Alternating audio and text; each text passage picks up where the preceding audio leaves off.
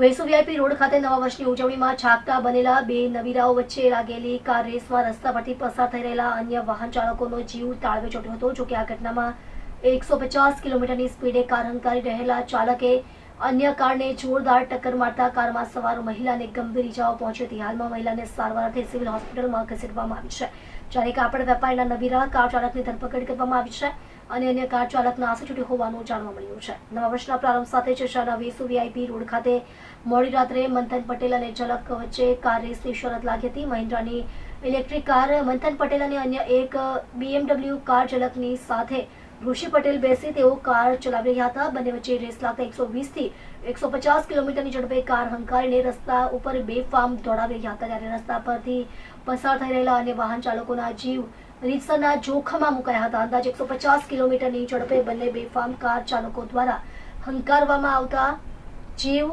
સટોસટીના દ્રશ્યો સર્જાયા હતા। આ દરમિયાન મહિન્દ્રાની ઇલેક્ટ્રિક કારનો ચાલક કાપડ વેપારી મંથન પટેલ અને BMW કારના ચાલક ઝલકે રસ્તા પર દોડી રહેલી અન્ય મારુતિ સ્વિફ્ટ કારને જોરદાર ટક્કર મારી હતી। આ દુર્ઘટનામાં સ્વિફ્ટ કારમાં સવાર દંપતી પૈકી મહિલા એશા જૈનને પીઠના ભાગે ગંભીર ઇજાઓ પહોંચતા તેઓને તાત્કાલિક હોસ્પિટલમાં સારવાર અર્થે ખસેડવામાં આવી હતી। બીજી તરફ ઘટના અંગે જાણ થતાં જ વેસુ પોલીસનો કાફલો પણ ઘટના સ્થળે ધસી ગયો હતો।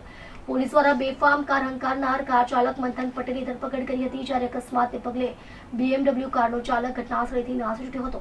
આ અકસ્માત એટલો ગંભીર હતો કે મહિન્દ્રાની કારના ફૂરચે ઉડી ગયા હતા, જ્યારે અકસ્માતને કારણે મહાનગરપાલિકાના 3 પોલને જોરદાર ટક્કરના પગલે પડી ગયા હતા। સદનસીબે કાર ચાલક યુવક સહિત અન્ય સ્વિફ્ટ કારમાં સવાર પરિવારનો ચમત્કારિક બચાવ થયો હતો। પરિવાર દ્વારા હાલમાં ઘટનાને ગંભીરતાથી ધ્યાને રાખી સીસીટીવી દ્વારા નાસી છૂટેલા BMW કારના ચાલકની શોધખોળ હાથ ધરવામાં આવી છે। આ અકસ્માતમાં 3 કારનો કચ્ચર ઘાણ નીકળી ગયો છે। આરોપી કાર ચાલક મંથન દારૂના નશામાં હતો।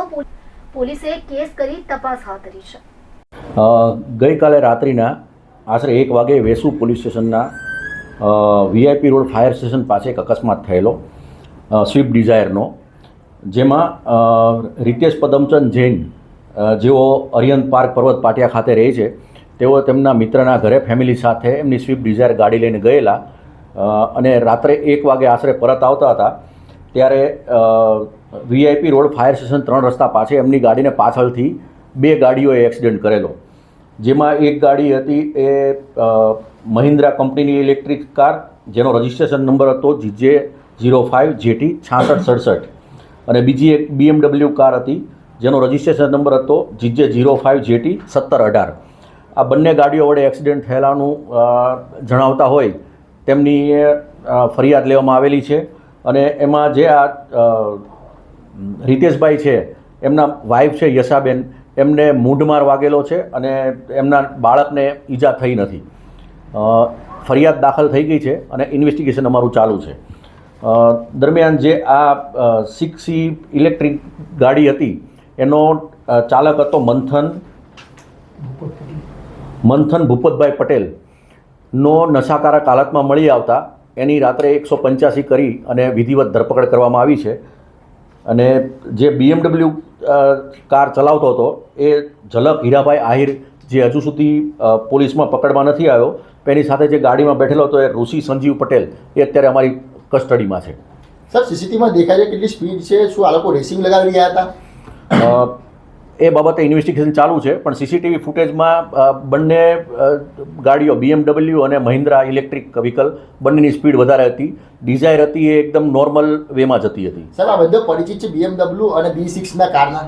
હા, બંને વરાછા બાજુના છે અને બંને એકબીજાને પરિચિત છે।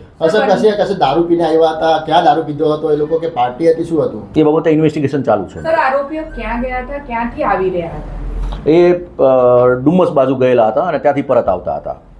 સર, બંને ગાડીમાં કેટલા લોકો હતા અત્યારે પ્રાથમિક જાણ?